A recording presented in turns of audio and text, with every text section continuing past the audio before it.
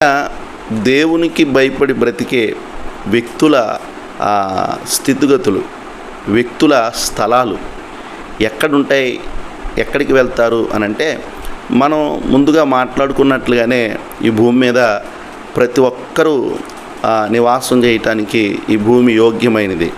ఈ భూమి మీద నానా భాషలు మాట్లాడేవారు ఉన్నారు, నానా మతాల వారు, కులాల వారు, నానా జాతుల వారు, నానా దేశాల వారు ఈ భూమి మీద బ్రతుకుతూ వారి జీవనాన్ని కొనసాగిస్తున్నారు. ఈ భూమి మీద ఎవరికైనా బ్రతికే అర్హత ఉంది.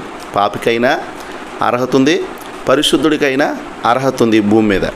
కాబట్టి ఈ భూమి తర్వాత జరిగే విషయాన్ని, ఈ భూమి మీద నుంచి కొనిపోబడిన తర్వాత జరిగే విషయాన్ని మనం ఆచరణలోనికి తీసుకోవాలి.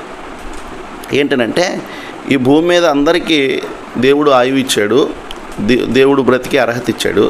కానీ చనిపోయిన తర్వాత, అంటే మనం శాశ్వత నిద్రలోనికి వెళ్ళిన తర్వాత, మరణాన్ని పరిశుద్ధ గ్రంథం నిద్ర అని పిలిచింది.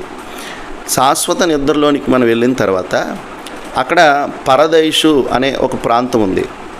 పాత నిబంధన కాలంలో దేవుడు ఏర్పాటు చేసిన ఆ స్థలం పరదైషు. అదే రెండోది నరకం అనేటువంటి ఒక స్థలం ఉంది. పరదేశ్ అంటే పరలోకము, పాతాళం అంటే నరకం. పరదేశు దేవుని పరిశుద్ధుల కొరకు ఏర్పాటు చేయబడింది. దేవుడు ఆ పరదేశు నుంచి పరిశుద్ధుల్ని పరలోకం తీసుకెళ్ళే ఏర్పాటు చేశాడు. ఆ సిద్ధపాటు మరి ప్రతి ఒక్కరికి కలిగి ఉండమని దేవుడు చెప్పాడు. ఇప్పుడు జాగ్రత్తగా మనం వింటే, ఈ పరదేశులో లేక పరలోకంలో ఎవరు ప్రవేశిస్తారనంటే, పరిశుద్ధులు, అంటే దేవుని వాక్యానుసారంగా నడిచినటువంటి వ్యక్తులు మాత్రమే ఈ పరదేశంలోనికి ప్రవేశిస్తారు. ఇక్కడ అందరికీ నివాసం చేయటానికి ఆ స్థలం అనుకూలంగా ఉండదు.